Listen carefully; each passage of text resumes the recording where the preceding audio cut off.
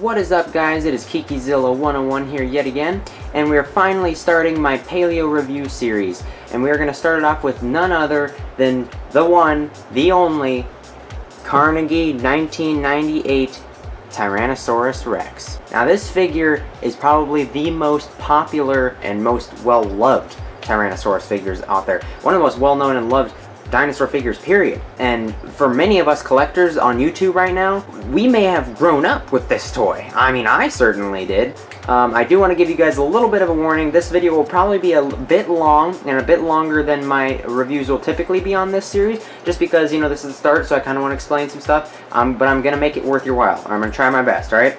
So, I technically have more than one. I have my original, the one I've had since I was a little kid, and it has like a slightly different paint job. It actually has a bit of a darker black on the back, and it has a brighter red inside of its normal paint job here. But it's also got this black line going down its neck and a orange line going down its back there. And you see that's absent on this figure, as well as it's a more uniform and well-blended paint scheme on this newer version I have here.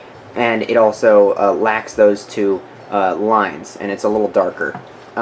This one's also beat up, which is why I got this figure, because I needed a new one, and I planned on using this for Mesozoic Isle. So I needed a new one, so my grandparents have bought me one. So I want to give them a huge thanks to my grandparents, my nanny and papa. Those guys are awesome. They've helped me buy, you know, so many figures for Mesozoic Isle. You guys can check out the video I'll put in the description, all of the figures that they got me. But I don't even have two. I have three. Here is the story. This is the one I originally had gotten. I had a couple main problems with it. I wanted to use this for Mesozoic Isle, so it needed to be in tip-top shape, and I didn't want it to look bad. But it came with these paint chips here, but my biggest problem is actually with the face. If you can see right here, the face melted a bit. And I don't know if that happened during shipping or not, but it really sucked because I got this brand new figure and its face melted. So I contacted the sellers at Brown House Treasures, and these amazing people decided to just straight up send me another one. I barely even explained my situation and why I was talking to them about it, and I was like, what can we do? I was very open-ended. They immediately, without hesitation, sent me another one. That's how I got this one, and it came in perfect condition. I just have to thank them so much, and in particular I want to thank Bob for just sending me this figure, you know, without any question. He just sent me another one. I'm going to put a link in the description to their eBay page. They're still selling these guys brand new, but this one I'm keeping and holding on to, and I'm actually going to send it to my friend Cesar because he is able to fix up these paint issues, and he'll get his own free Tyrannosaurus. Thank you so much again to Bob at Brown House Treasures. Now these are the actual review segments of my new review series. The first part being my Paleo Facts section.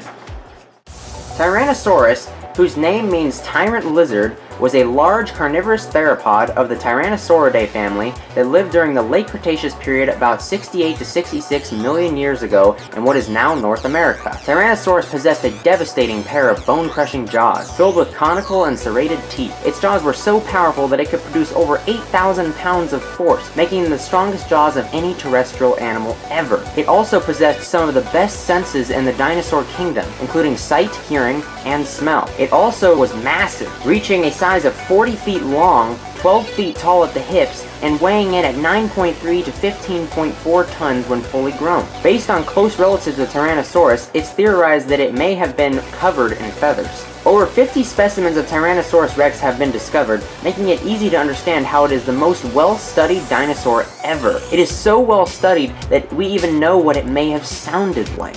Okay, with that little Paleo Facts section out of the way, now we can get straight into the actual review where we're talking about this figure specifically.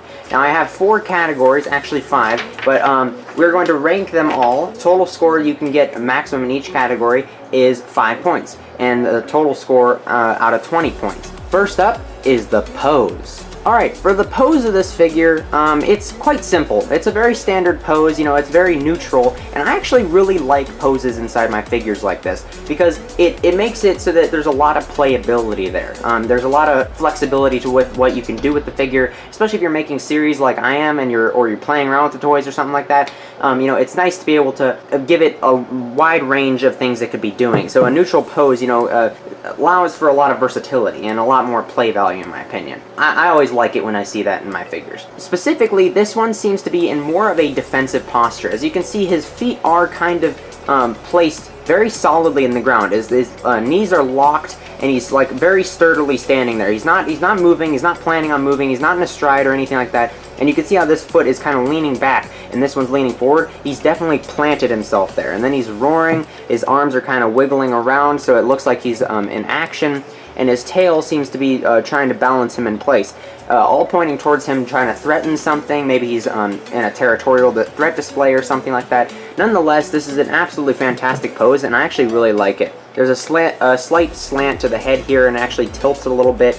The arms are wiggling, obviously, and the back and stuff are pretty straight. The only really exaggerated movement on this body is actually the curvature of its tail, and it even turns off to the side a little bit. Even better with the pose is that it actually stands up on two legs.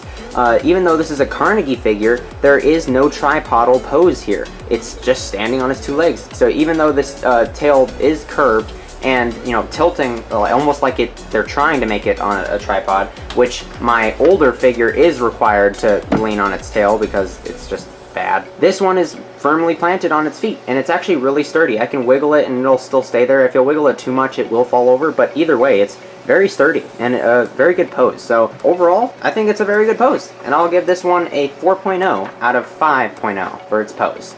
Next up, we have detail. Now, the detail on this figure is actually really impressive, and one of the parts I find the most impressive about this figure, especially for the time it was made.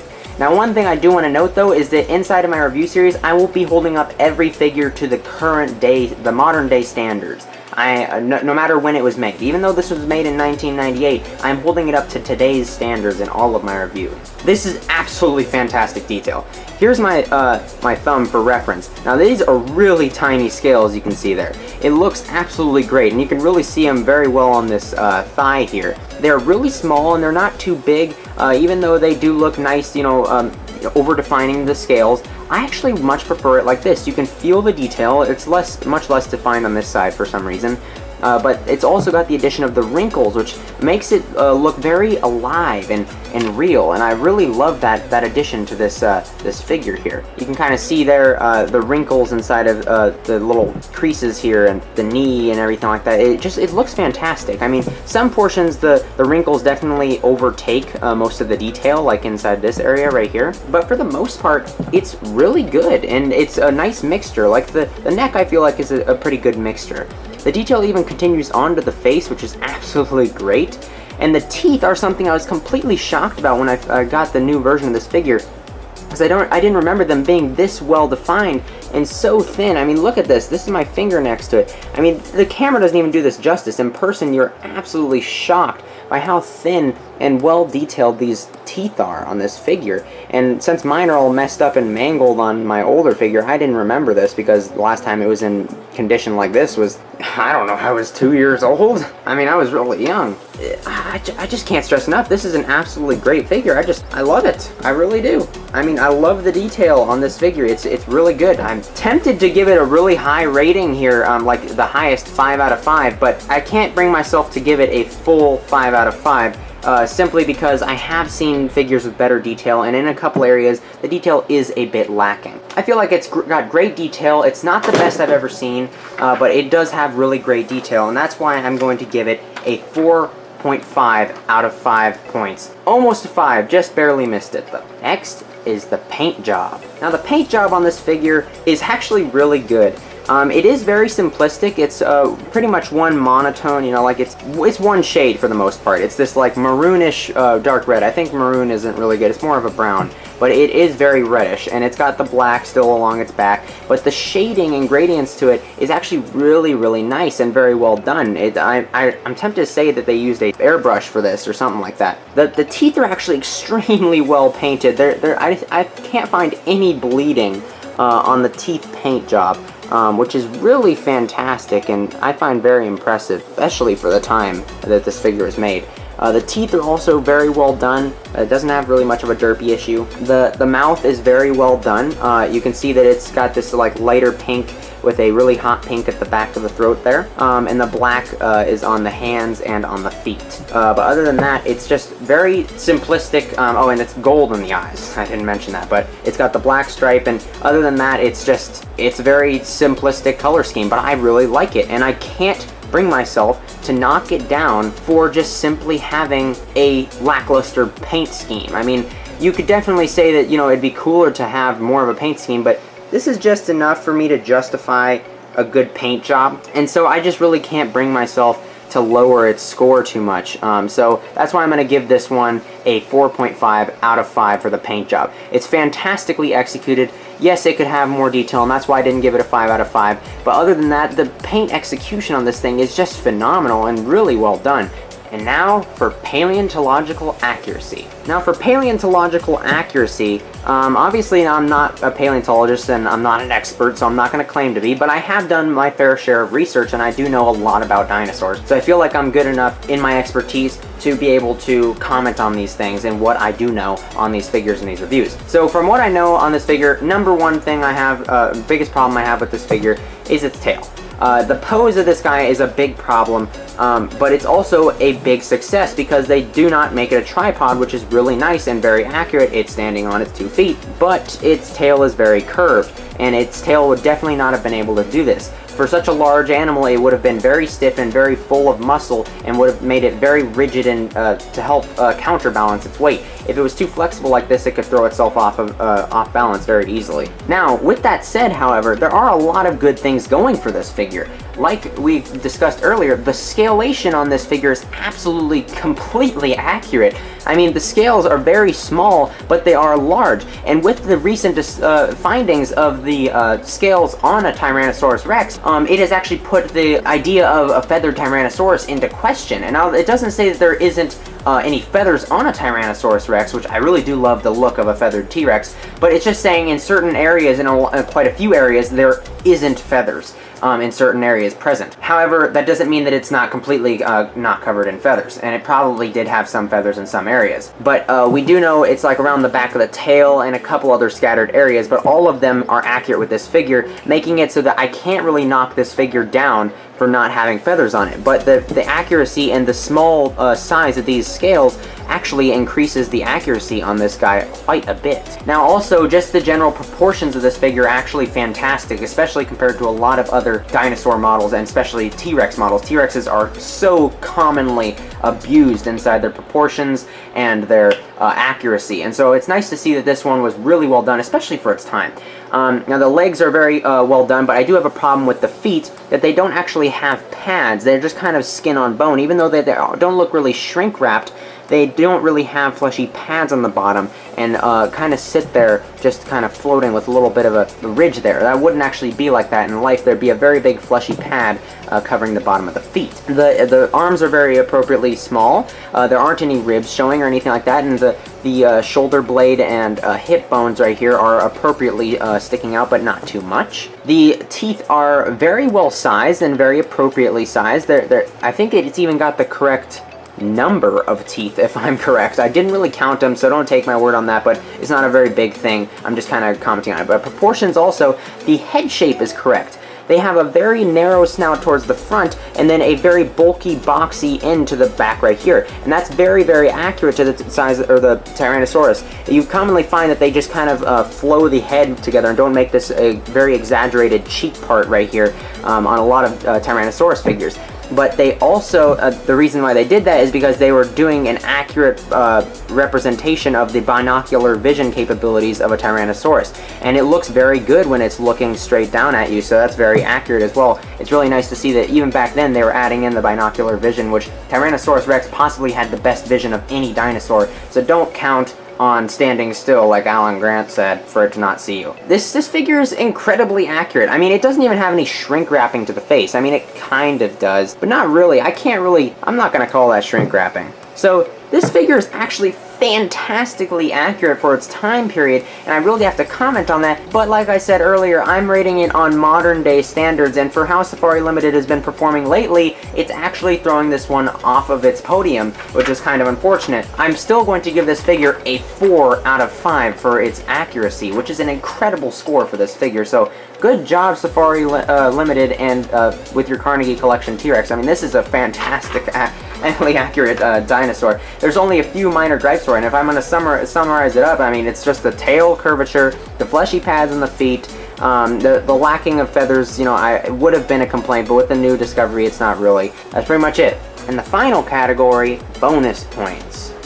Now for bonus points, this is actually a section where I would give bonus points to a figure if it has any additional features that add to the overall value of the figure.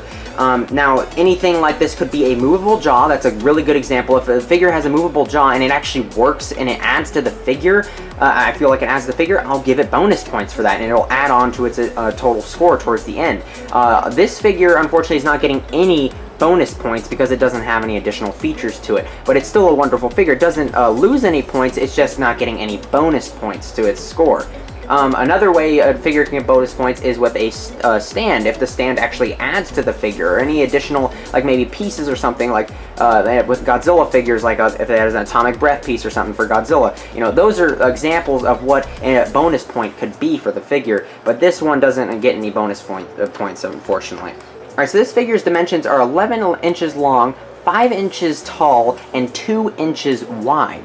It's actually quite a large figure, and I believe it's supposed to be a 1/40th scale Tyrannosaurus Rex. Alright, so now it's time for my size comparisons. So this figure, I have two control size comparisons that I will have in every video or every review on this series, and I decided to pick one from, or two different figures, one from two different companies. I felt like the two companies most appropriate for this were Safari and Collecta.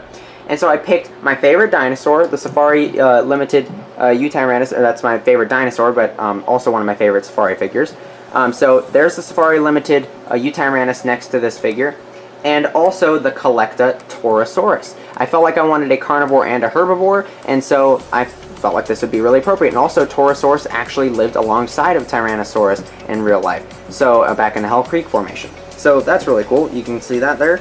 So this is how they size up to each other. I'll just kind of switch these guys around so you guys can see the Torosaurus right next to it. There you go. Alrighty. So those are my two control size comparisons.